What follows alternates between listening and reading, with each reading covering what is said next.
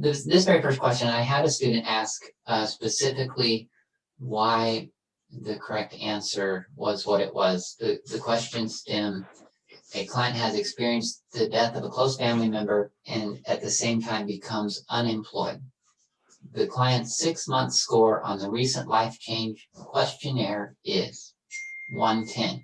What this question is making you think you need to know, but you actually don't, is what's a good score for the recent life changes questionnaire. So when you first read this question, you're racking your brain. You're like, crap, what did I read about the recent life changes questionnaire? What's a good score? What's a bad score? And you got all this cognitive stuff in your brain.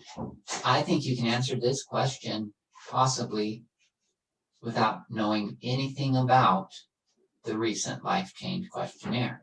So let's look at the answers and see if any make sense. Question number 1, the nurse needs further assessment of the client's coping skills to determine susceptibility to stress-related illness. Understands the client is at high risk. So down here it says the correct answer is C, but Canvas shuffles them. So this is the correct answer. Needs further assessment. And then determines the client is not at risk and recognizes the client made blah, blah, blah. A key test-taking strategy that I think will help all the time for NCLEX style question is we have to first assess and then intervene, and then assess again and then intervene. So we're making an assessment and we're doing something about it. Figure out a problem, do something about it. So knowing that, if you look at all the answers, is there a single answer that has assessment as part of the answer? As it turns out, that's the correct answer. Needs further assessment. So we don't, if we tackled this question and pretended like we did not know anything about the content and just erased all of your study time out of your brain, needs further assessment. The person who said this best was Albert Einstein. He said, someone asked him, a reporter asked Albert Einstein, who is arguably the smartest man ever to live, right? Einstein. He's brilliant. He came up with whatever it was he came up with. Nobody even knows. Einstein's theory of relativity. Nobody knows what that is. But a newspaper reporter asked Einstein, if you knew the world was coming to an end in 5 minutes, maybe there's a giant meteor hurtling towards Earth, and you knew the world was going to end in 5 minutes, how would you spend your time? If you were the only person that could possibly help, how would you spend your time? And Einstein said, I would spend 4 minutes and 59 seconds defining the problem. In nursing, we call that assessing. So test taking 101, assess, and then intervene. And I don't see any interventions in these answers. Like the second answer, the nurse understands the client is that that's not an intervention and it's not an assessment. Determines the client is not at risk. You could throw that one out early, especially in mental health. We never say someone is not at risk. Plus, it's not an assessment. It's not an intervention. Recognizes the client may view the losses as challenges and perceive them as opportunities. That's not a bad answer. That's what I would call a correct answer. So there's always at least 2 correct answers. But then the question is, which one is more correct? So I can definitely see why you would pick that one. Not an assessment. It's not an intervention.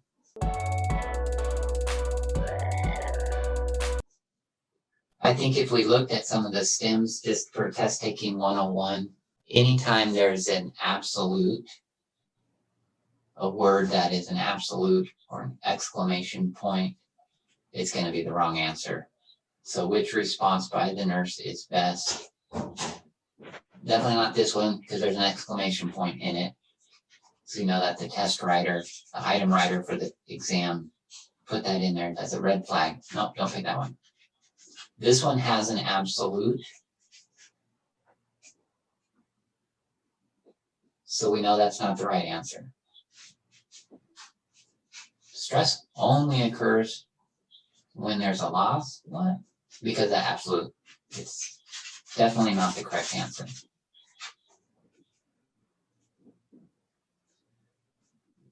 This one is not a bad answer. Yeah.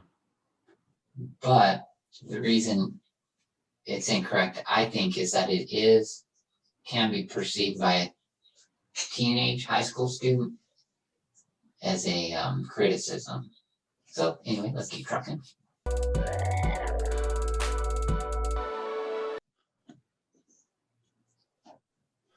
I think this is an unfair question because they do talk about it later in the book a lot. So I think it's a little bit unfair, but I can tell you, test taking 101. We could answer this correctly without knowing anything about the content. Is if you ever have an exam with an answer that has more words in it than all the other ones, it's always the correct answer. It sounds ridiculous, but it's true. And if you know that going in, it's like, whoa, this answer is longer than the other answers. And then you start looking at the other answers. How are you going to pick between meditation, relaxation, journaling? Each of those sounds amazing. Like I would pick any of those three. Well, journaling is a great idea. So how do you differentiate? Well, there is really no difference. The only real difference is the first problem-solving training answer is longer. And if we go back to assessing and intervention, the nurse assesses and then intervenes. Training sounds a little bit more like an intervention. Something that the nurse is doing. Like it doesn't say meditation training. It doesn't say relaxation exercises or training. I think this is a bit of a tough question to dissect. So when I get a question like this and I'm like, gosh, there's a couple that I'm torn between, then I start playing a gambling game, start rolling the dice. And the first thing I do, eliminate an answer I'm pretty sure is not correct to improve my chances. A 50% chance is much better than none, which quite honestly is exactly where you want to be to pass the NCLEX. Because by the time you're halfway through the NCLEX, you're missing every other question. So 50% is actually the sweet spot.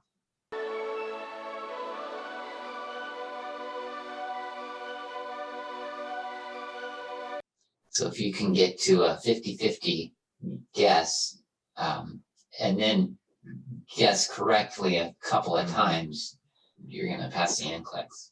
So the way NCLEX is a CAT exam, and that stands for what my executive functioning is done for the day.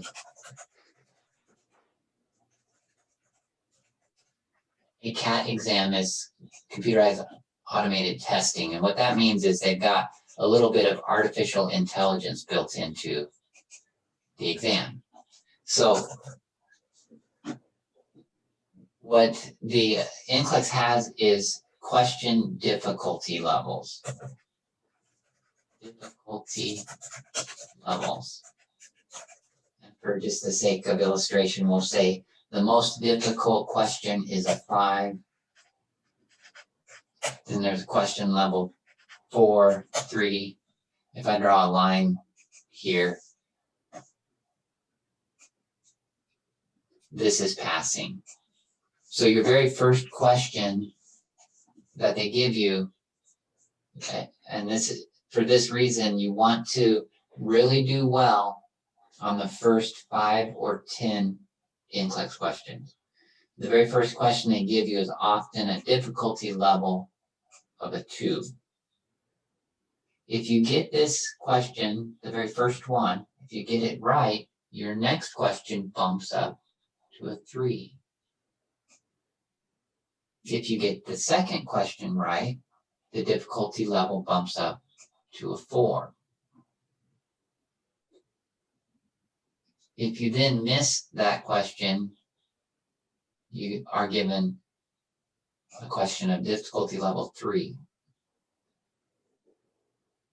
If you miss that question, you're down here to 2. So you will hear people say that the minimum number of questions, I believe, is 75 for the NCLEX. And you'll hear some people say they got the full 250 questions. Why is that? Because they were consistently testing right around the 3 level. And so the NCLEX could not determine if they were scoring above what it takes to pass, which is question difficulty level number 3. Okay. So the ideal situation that you want to be in, get up to level 3 and then skyrocket past it until you're at question difficulty level number 5. Then you're going to miss that because it's impossible. Those questions are extremely hard and nobody can get them right. You miss that question, it bumps you down to 4, but you get that one right. So then your next question is up here to 5 again. You missed that one. And so from about question number 50 to question number 75, you are missing every other question. So by the end of the test, you are getting a 50%. And that's passing. You will walk out of the exam feeling like a complete failure. Because if you got a 50 on any other exam, you would be. You're consistently testing above the passing difficulty level. So 50, that's actually the sweet spot. So how could we answer this question if we knew nothing about the content? The key words here, I believe, effective stress management technique. Which of these answers are actually talking about stress management? Not that one, not that one, not that one. Oh, wait, a state of relaxation. That sounds like a stress management technique. The first time mother is crying. I think on this one, this is a great example of 4 correct answers. And then we have to go back to, what does the nurse do? The nurse assesses and then intervenes. So if you think about the second answer, that's an intervention. Third answer, intervention. Fourth answer, intervention. The only one that is an assessment is question A, or answer A there. 4 great answers, but we assess before we intervene. Ooh, select all that apply. These are terrible. A nurse is interviewing a distressed client. I'll tell you how for mental health nursing, how to answer this question. This would be a good thing to make a note of because you will see this all the time in mental health, but you also see it on the NCLEX. Anytime a nurse is saying something, nurses should never start with why. Why do you? And I'm not 100% sure why. We're not supposed to say that. But for therapeutic communication, it's always considered a no-no. Okay. So that's how we could eliminate that answer. Never ask a why question. The kind of the theory is that it feels, to some people, it can feel accusatory or critical, like we're criticizing someone. Why did you do that? Why did you do that? What made you think, you know? The other thing on this one, it's very similar to the why question. But now it's taken a sinister little twist. Who do you think is to blame? Who can we go kill for your, and patients do come in with these psychotic delusions where they're blaming their boss for ruining their life. And so that's a bad answer. This one's a bad answer. We can eliminate that. And then this one is just bad because for therapeutic communication in nursing, we never want to ask a why question. This one's a pretty good one. What resources have you used previously? Has this ever happened before? What skills do you possess? I like that question. Kind of a positive, framing it as a positive. I would say that this is probably the correct answer because it's not a black and white absolute. The nurse is saying, well, she's kind of hedging her bets. Medications are one way, but there's also all these other things. Whereas this one, the nurse is kind of being absolute. It's the sole cause, the most influence. And then this one just kind of doesn't make any sense as an answer. What is that even saying? The other thing, back to test taking 101, look at the length of the answers. Is there one answer that is a lot longer than the others? This one is way longer. But your limbic system, that non-conscious part of your brain, is like, yeah, that's the right answer. Because it's longer. Which one is not like the others? I'm not a big fan of all the neurotransmitter content in this book. It's very speculative and vastly oversimplified, and quite frankly, it's not what the research is showing any longer. The serotonin theory of depression was actually created by the marketing team at Prozac, selective serotonin reuptake inhibitor. So I don't teach the neurotransmitters a ton, but this one question is something you have to know. The nurse knows an increase in dopamine is what we think creates the hallucinations and delusions in schizophrenia. So the patient who is not processing reality correctly, they're truly psychotic, their dopamine in the synapse, we can't measure this, but in the actual synapse between the cells is sky high. So then we give medications called antipsychotics to tamp down that dopamine. The problem with antipsychotics is the side effects.